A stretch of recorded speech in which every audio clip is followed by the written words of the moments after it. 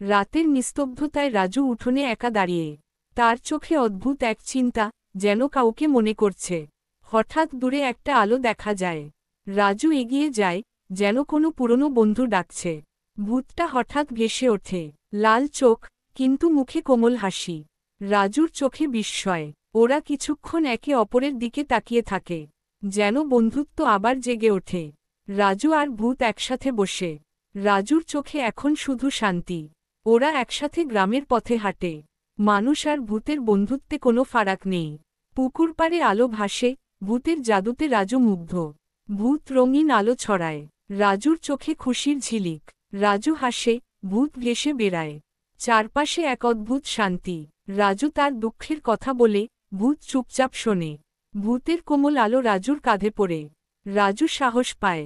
একজন অসুস্থ মানুষকে দেখে ওরা ছুটে আসে। ভূতের জাদুতে মানুষটা সুস্থ হতে থাকে। সবাই বিস্ময় তাকায়। মানুষটা জ্ঞান ফিরে পায়, রাজুর মুখে হাসি। গ্রামের মানুষজন খুশি, কেউ হাসে, কেউ মাথা নাড়ে। ভূত দাঁড়িয়ে চুপচাপ। রাজু আর ভূত গাছের নিচে বসে। সূর্য ডুবে যাচ্ছে, ভূতের শরীর আলো ছড়ায়। সে ধীরে ধীরে আকাশে ভেসে ওঠে।